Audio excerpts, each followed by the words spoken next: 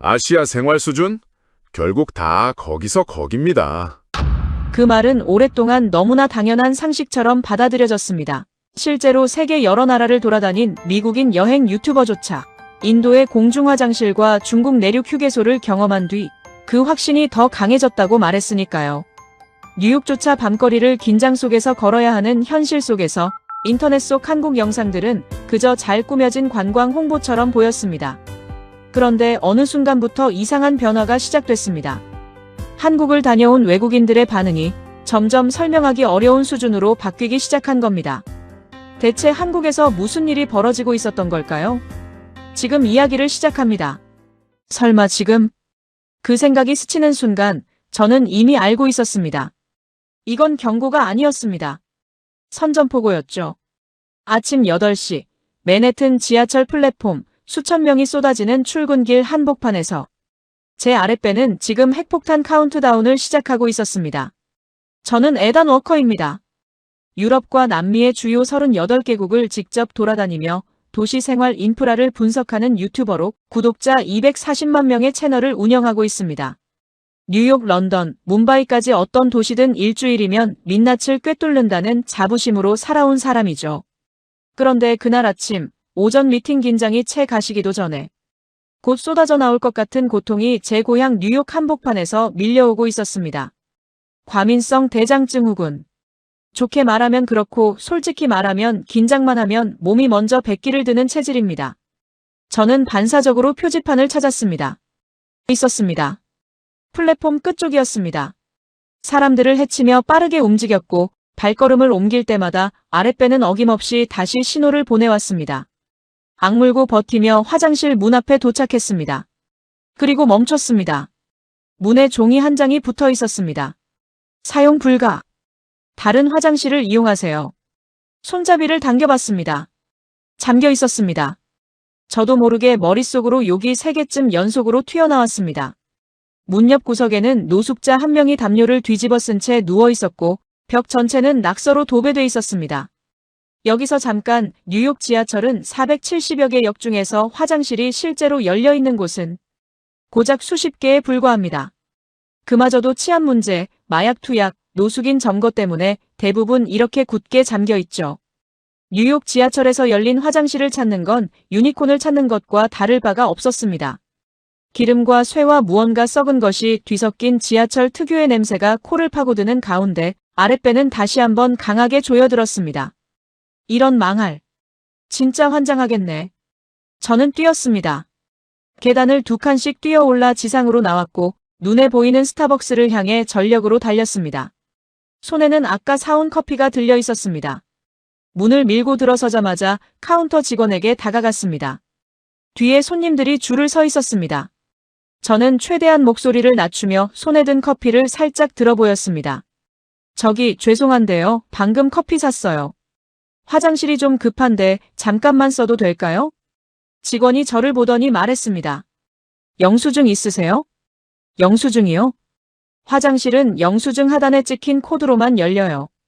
미국 스타벅스는 영수증 하단에 4자리 숫자가 찍혀 나오는데 그걸 화장실 문 옆 키패드에 입력해야만 문이 열리는 방식입니다.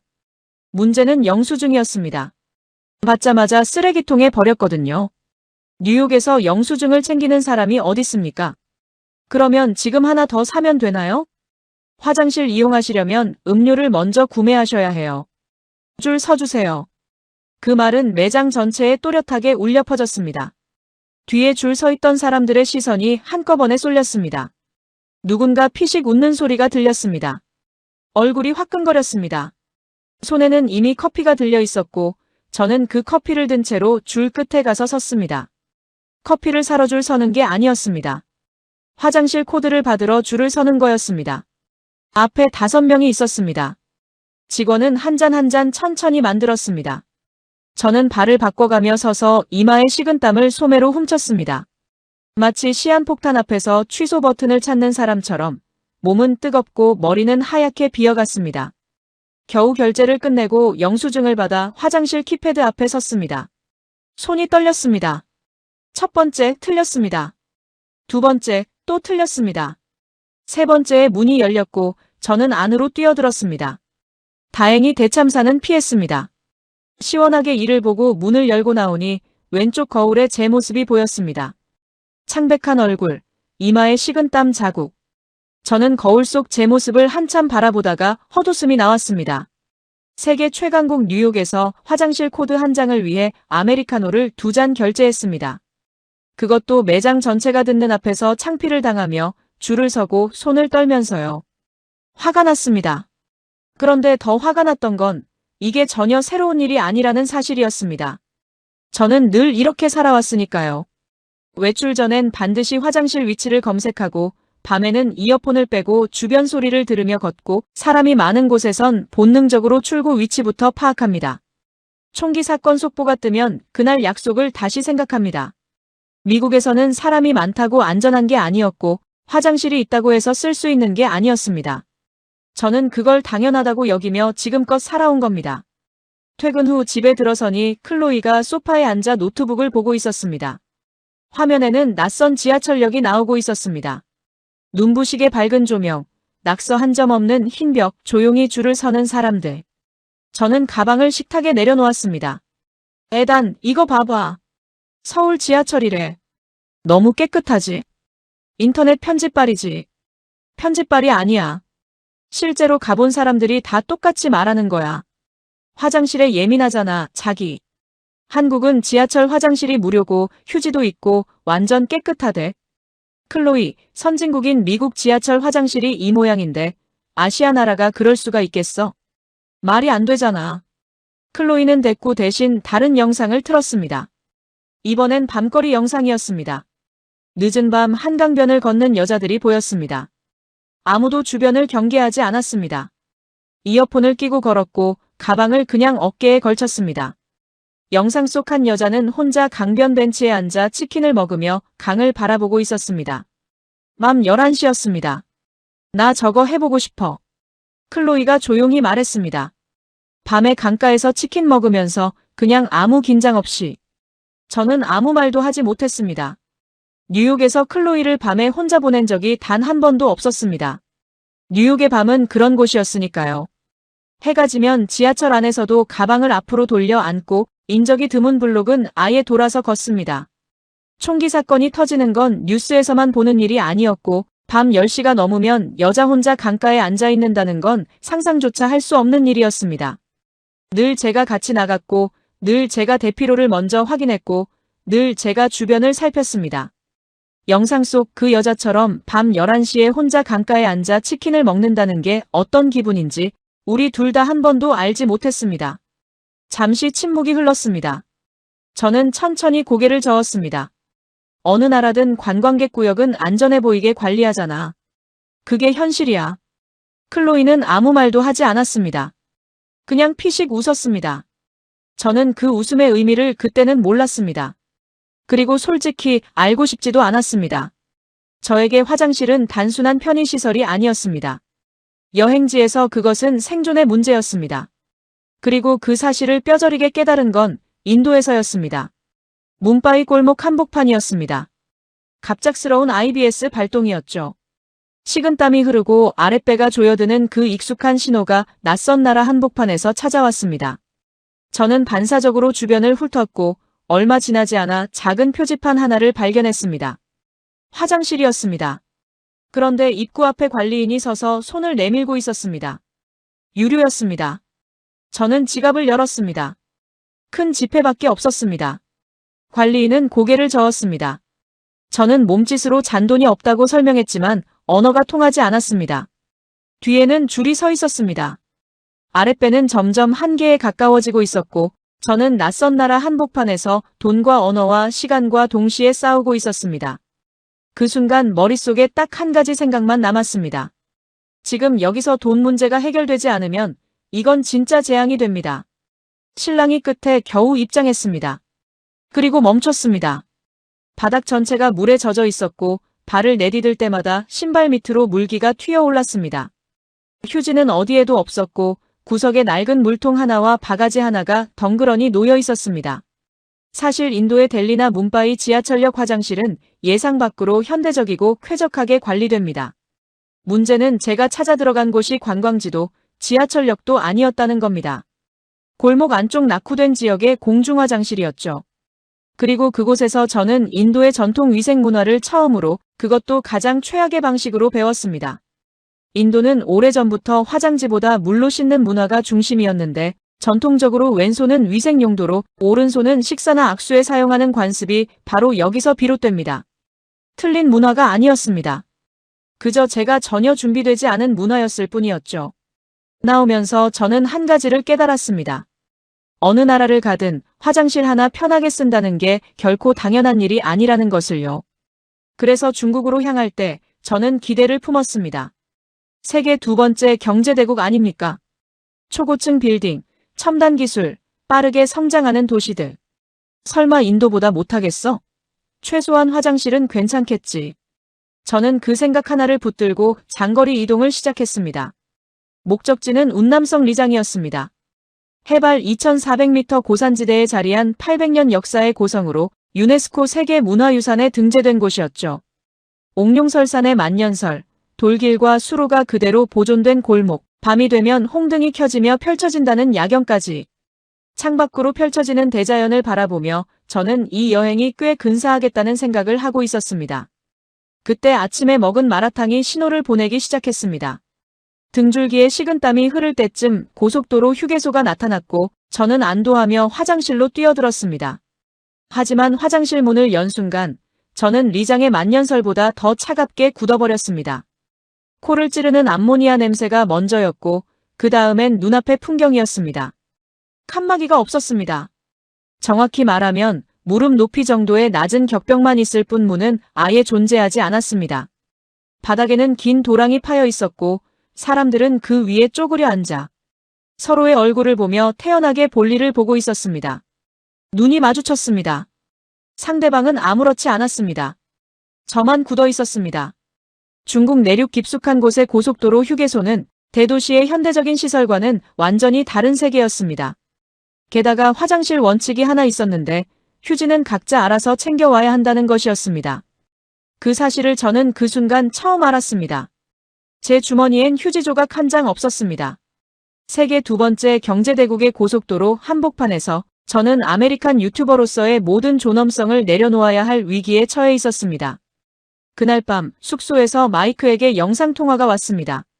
뉴욕 퀸즈 출신, 대학 시절부터 함께한 친구입니다. 맨해튼 IT 회사에 다니는 녀석인데 저처럼 세계를 돌아다니진 않지만 미국 밖 세상에 대한 자기 나름의 확고한 견해를 가지고 있는 인물이죠. 야, 어떠냐? 아시아 투어. 말도 마. 제가 인도 화장실 이야기와 중국 고속도로 휴게소에서 칸막이도 없이 옆 사람과 눈이 마주쳤던 것까지 하나하나 털어놓자 마이크가 폭소를 터뜨렸습니다. 그러니까 내가 뭘 했어. 아시아는 결국 다 비슷하다니까. 경제는 크게 컸는지 몰라도 생활은 아직 멀었다고. 저는 반박하지 않았습니다. 인도의 물통과 바가지, 중국 휴게소의 그 눈빛이 아직도 머릿속에 선명했거든요. 요즘 한국으로 여행 많이 가던데 거기도 비슷하겠지? 마이크가 물었습니다. 저는 잠시 생각했습니다. 솔직히 한국에 대해 깊이 생각해 본 적이 없었습니다. K-팝 국가, 인터넷 빠른 나라, 삼성 LG 만드는 나라 정도였죠. 화장실이나 생활 인프라가 어떤지는 관심 밖이었습니다. 인도보다 낫겠지 싶었지만 그렇다고 크게 다르리라고는 생각하지 않았습니다. 한국도 별 차이 없겠지. 제 입에서 자연스럽게 나온 말이었습니다. 그렇지. 다 거기서 거기야. 미국만한 나라가 없다고. 마이크는 시원하게 웃었습니다. 저도 웃었습니다. 그때는 그게 맞는 말이라고 생각했으니까요. 인도의 바가지 화장실, 중국의 칸막이 없는 휴게소를 거치고 나니 아시아에 대한 저의 판단은 이미 굳어 있었습니다.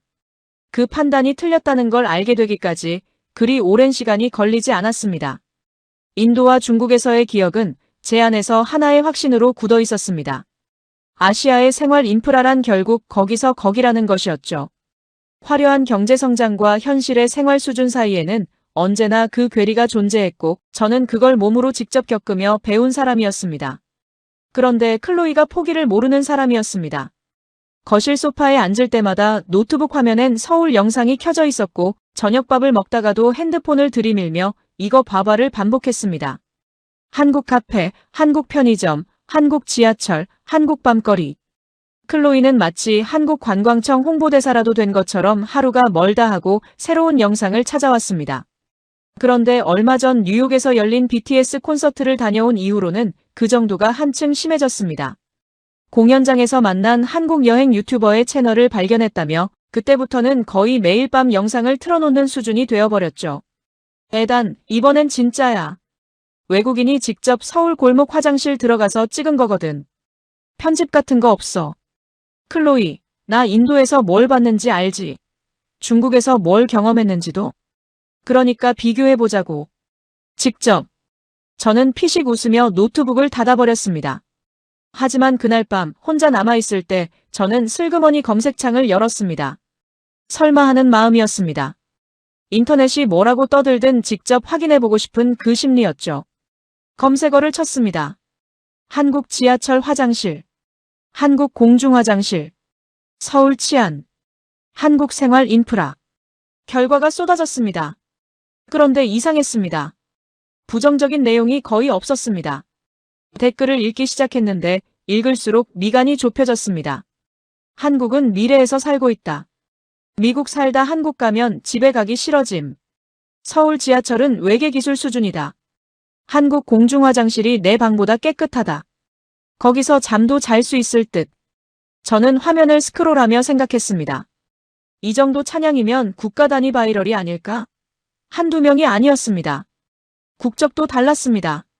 미국인, 유럽인, 남미인, 심지어 일본인까지 전부 비슷한 말을 하고 있었습니다. 뭔가 수상했습니다. 이렇게 이견이 없는 인터넷 반응이란 건 두 가지 중 하나거든요. 사실이거나 아니면 조직적으로 관리되고 있거나.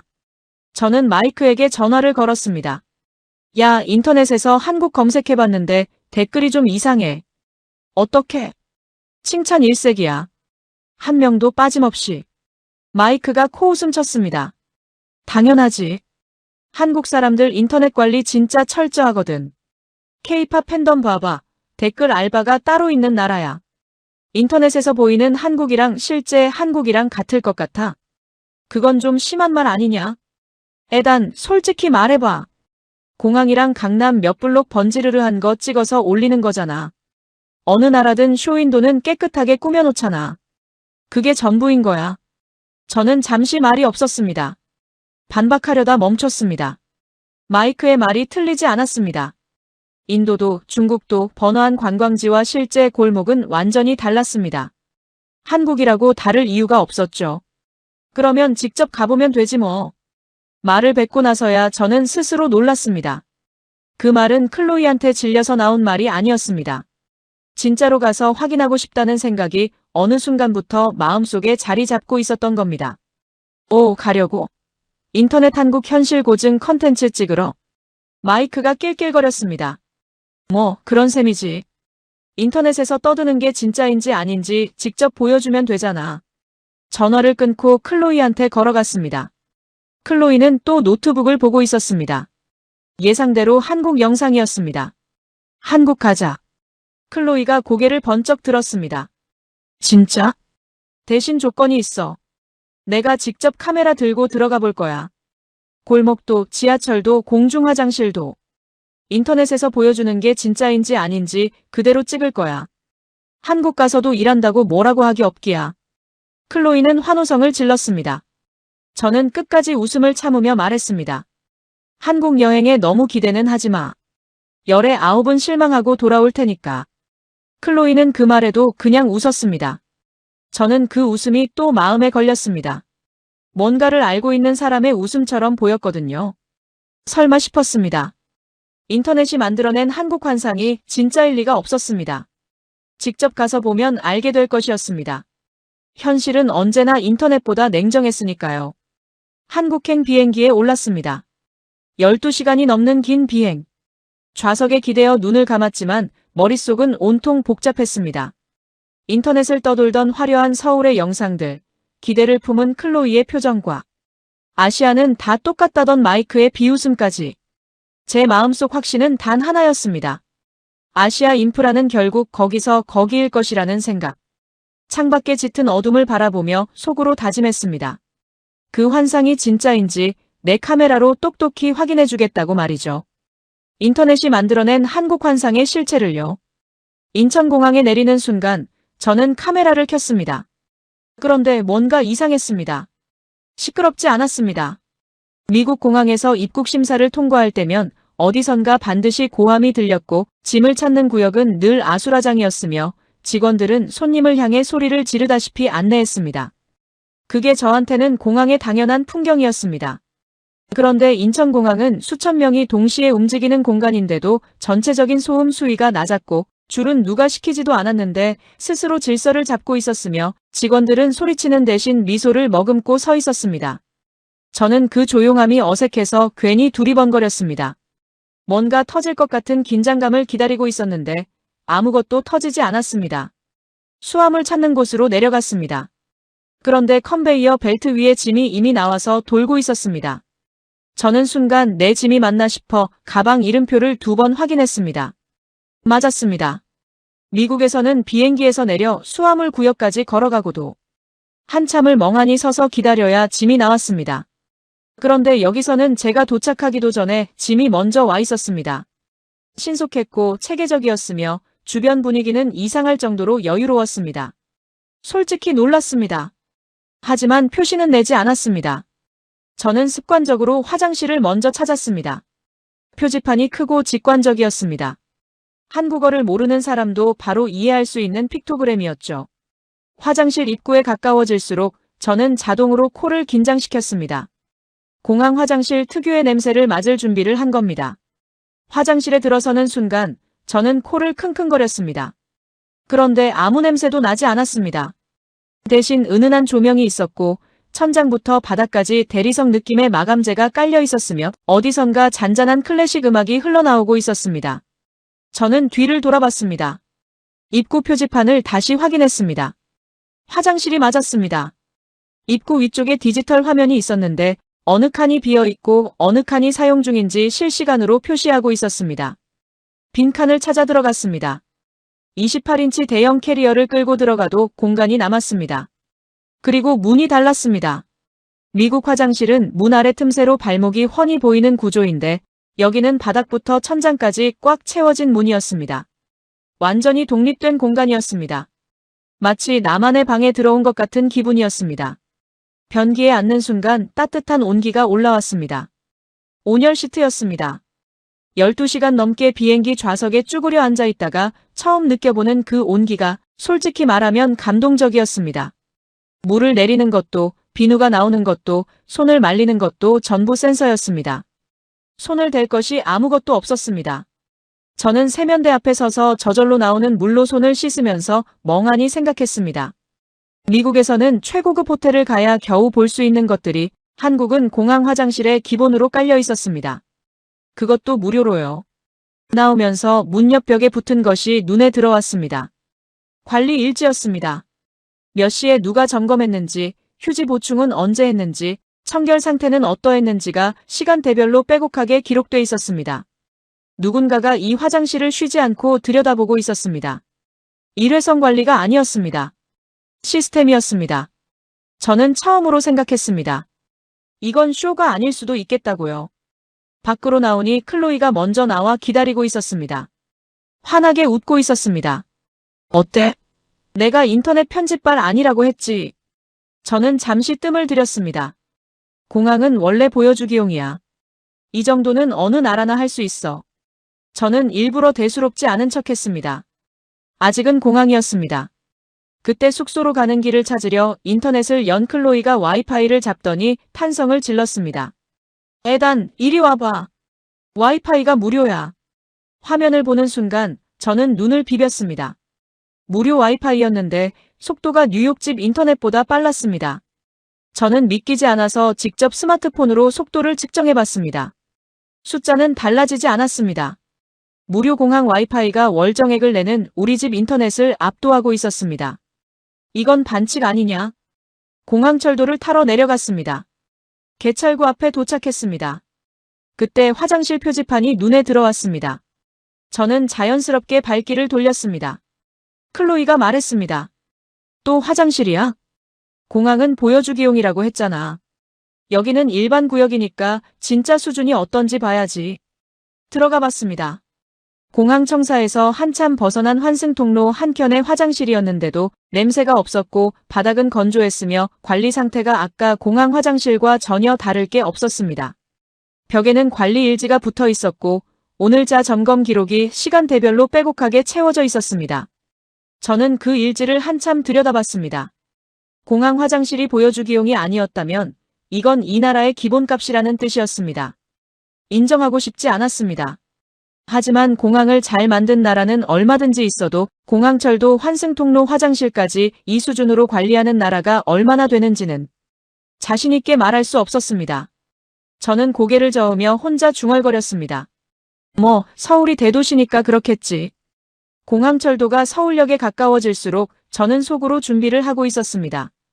공항은 어느 나라든 보여주기용으로 번드르하니 진짜 민낯은 언제나 공항을 벗어난 다음부터였죠.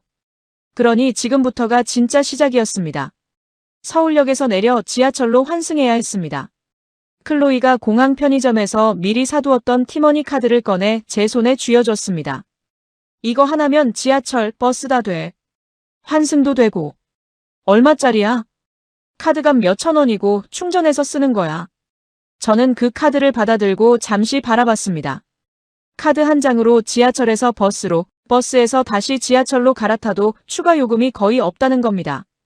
뉴욕에서는 역 밖으로 한번 나갔다 들어오면 요금이 다시 빠져나갔고 버스와 지하철 환승도 조건이 복잡했습니다. 카드 하나로 이게 전부 해결된다니 솔직히 꽤 편했습니다.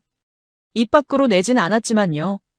저는 아무 말 없이 카드를 주머니에 넣었습니다. 환승 통로를 걸으며 저는 눈을 크게 뜨고 주변을 훑었습니다.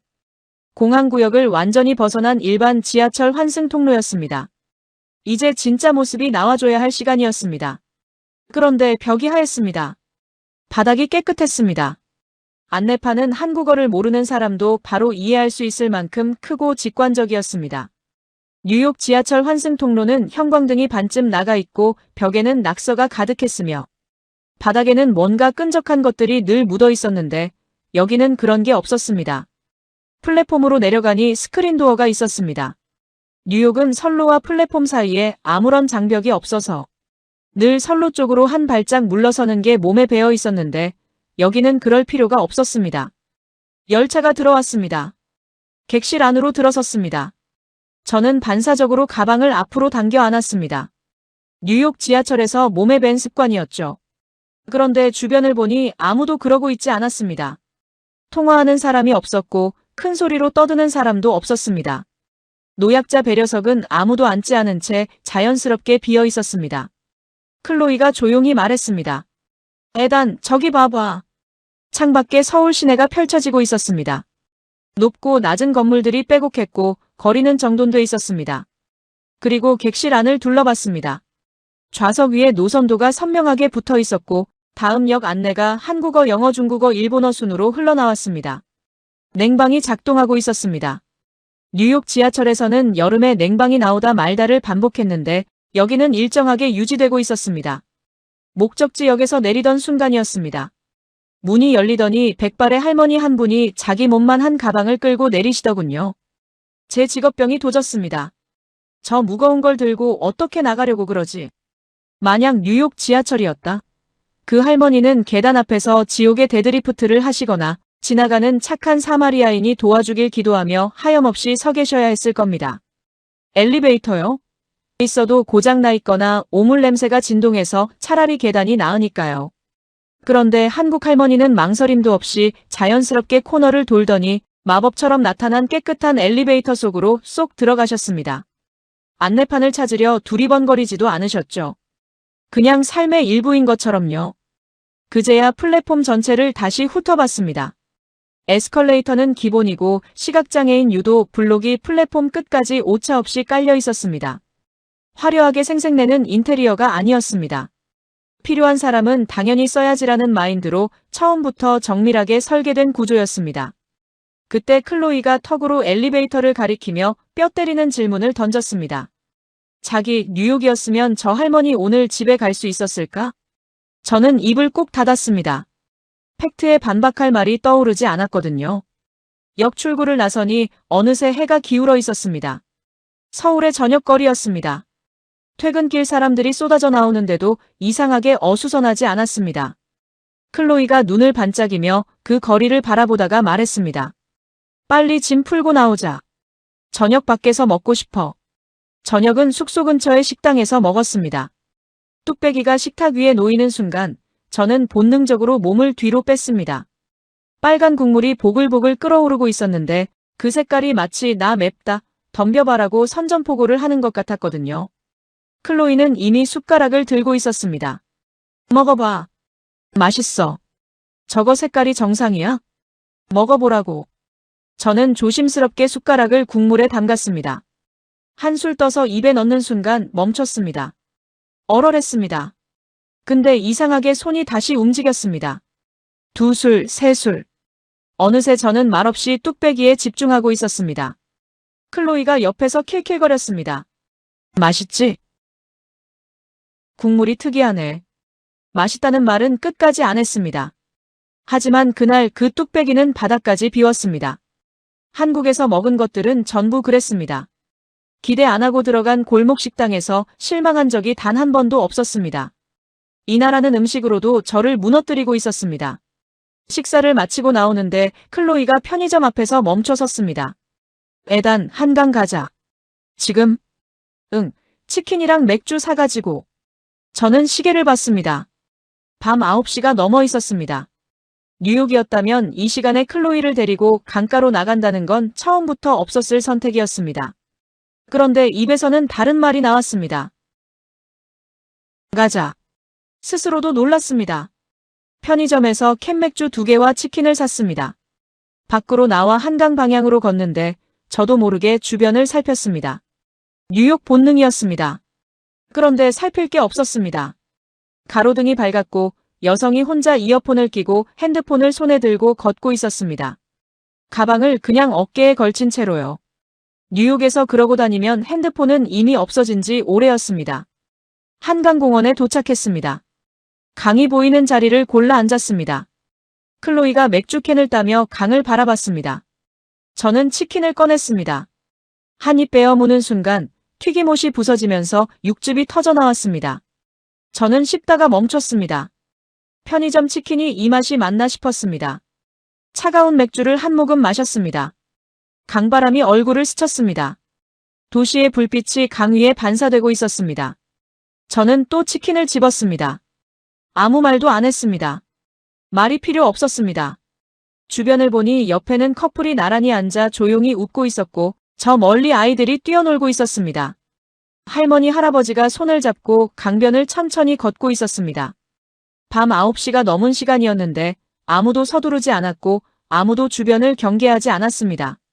강물 소리, 멀리서 들려오는 웃음소리, 자전거 바퀴 굴러가는 소리. 평온했습니다. 이상할 정도로 평온했습니다. 클로이가 말했습니다. 에단. 왜? 나 이거 해보고 싶다고 했었잖아. 뉴욕에서. 기억해? 기억했습니다. 소파에 앉아 한국 영상을 보던 클로이가 말했습니다. 밤에 강가에서 치킨 먹으면서 아무 긴장 없이 있어보고 싶다고요. 그때 저는 어느 나라든 관광객 구역은 안전해 보이게 관리한다고 잘라 말했습니다. 지금 클로이는 그 장면 그대로 앉아 있었습니다. 저는 대답 대신 치킨을 한 조각 더 집었습니다. 맛있었습니다. 강바람이 또 불어왔습니다. 클로이가 피식 웃었습니다. 저는 그 웃음을 못 본 척하며 맥주를 마셨습니다. 인정하기 싫었지만 좋았습니다. 서울에서 며칠이 지났습니다. 저는 매일 아침 눈을 뜨면서 속으로 다짐했습니다. 오늘은 반드시 뭔가 불편한 걸 찾아내겠다고요. 콘텐츠 크리에이터로서의 자존심이 걸린 문제였습니다. 인터넷이 만들어낸 한국 환상의 실체를 파헤치겠다고 비행기까지 타고 온 사람이 저였으니까요. 그런데 사흘째 되던 날, 저는 그 다짐이 얼마나 무의미한 것인지를 깨달았습니다. 찾으려 해도 없었습니다. 교통이 막히면 지하철이 있었고, 지하철이 복잡하면 버스가 있었고, 길을 잃으면 안내판이 있었습니다. 불편해지려고 할 때마다 누군가 미리 앞에 나가서 치워놓은 것 같은 나라였습니다. 이건 솔직히 좀 무서웠습니다. 그날도 저는 구글 지도를 켰습니다. 버스 노선을 찾으려 했는데 정보가 제대로 나오지 않았습니다. 클로이가 옆에서 핸드폰을 가져가더니 뭔가를 설치해줬습니다. 네이버 지도야. 한국에선 이거 써야 해. 저는 반신반의하며 화면을 들여다봤습니다. 그런데 손가락을 한번 움직이는 순간 저는 멈췄습니다. 실시간 버스 위치가 지도 위에 점으로 찍혀 움직이고 있었습니다. 몇 번 버스가 지금 어느 골목을 지나고 있는지, 정류장까지 몇 분 몇 초가 남았는지가 실시간으로 바뀌었습니다. 지하철 출구 번호, 도보 동선, 지하상가 연결 경로까지 한 화면에 전부 담겨 있었습니다. 저는 화면을 이리저리 넘겨보다가 구글 지도 앱을 껐습니다. 소리 없이요. 클로이가 피식 웃었습니다. 구글보다 낫지? 기능이 많네. 버스를 타러 정류장으로 갔습니다. 전광판을 봤습니다. 다음에 오는 버스 번호, 목적지, 현재 몇 정거장 앞에 있는지, 도착까지 남은 시간이 초 단위로 표시되고 있었습니다. 저는 그 숫자가 줄어드는 걸 한참 바라봤습니다. 뉴욕 버스 정류장에는 노선지도 하나가 붙어 있었습니다. 버스가 언제 오는지는 신만이 알았죠. 기다리다 지쳐서 포기하고 지하철 타는 게 뉴욕식 버스 이용법이었는데 여기는 몇 분 후에 온다는 게 초 단위로 나왔습니다. 그리고 정확히 그 시간에 왔습니다. 클로이가 옆에서 말했습니다. 뉴욕에는 이런 거 없잖아. 없었습니다. 저는 버스에 올라타면서 아무 말도 하지 않았습니다. 반박하고 싶지 않았습니다.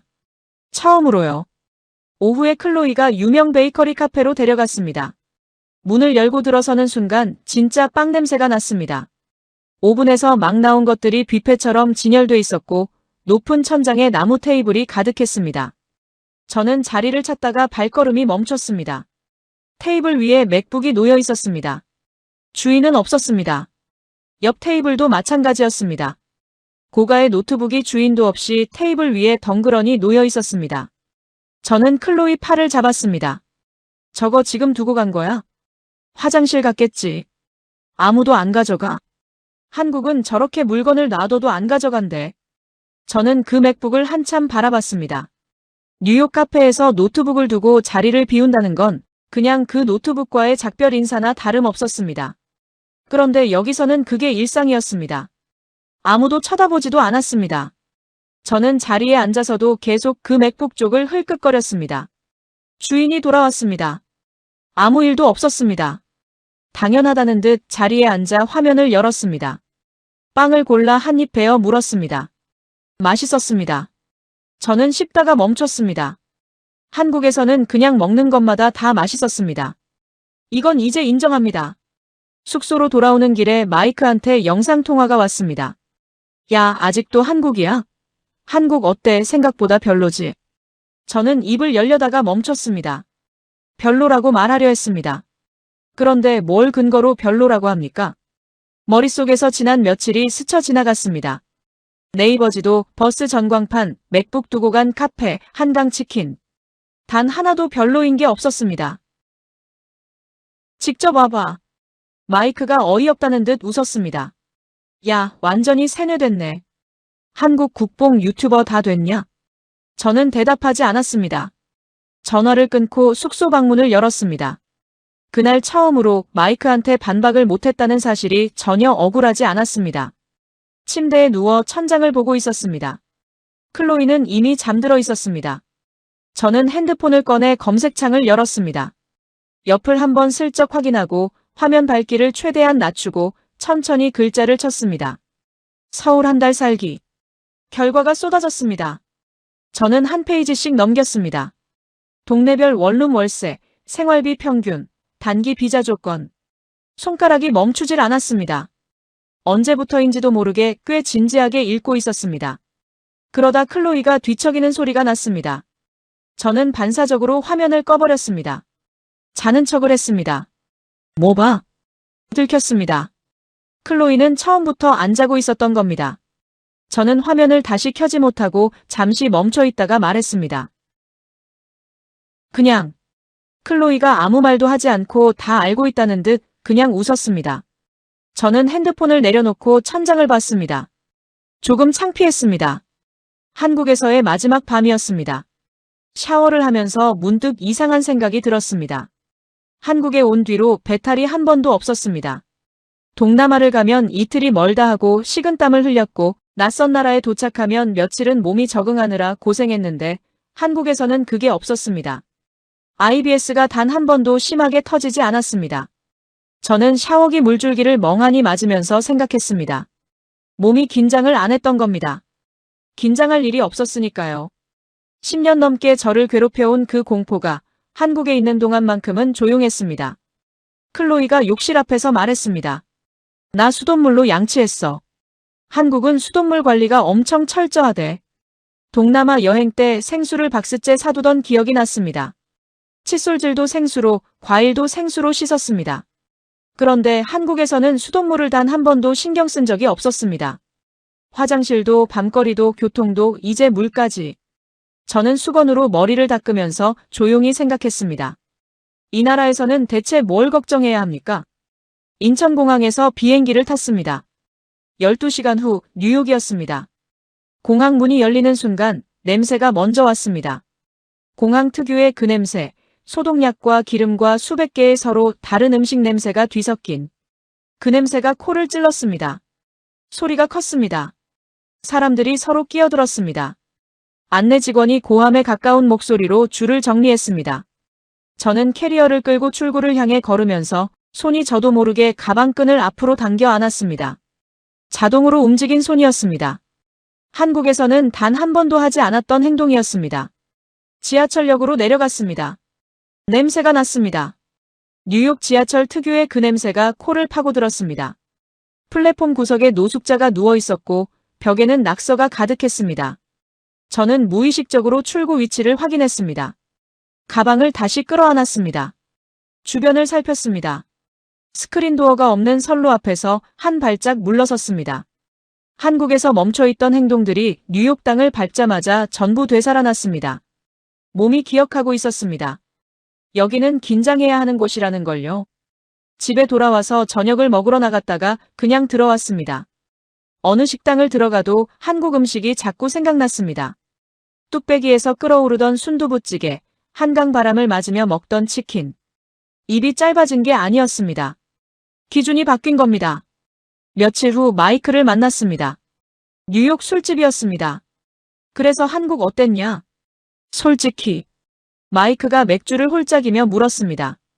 저는 잔을 내려놓고 잠시 생각했습니다. 인터넷 과장이라고 했습니다. 공항이니까 그렇겠지 했습니다.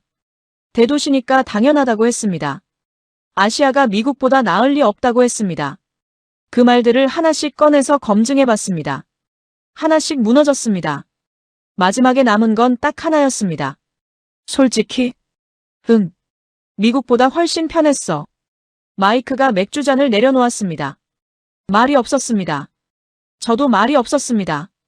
그 침묵이 꽤 길었습니다. 마이크는 뭔가 반박하려다가 멈췄습니다. 반박할 말이 없었던 게 아니라 반박하기 전에 뭔가를 느꼈을 겁니다. 제가 농담을 하는 게 아니라는 걸요.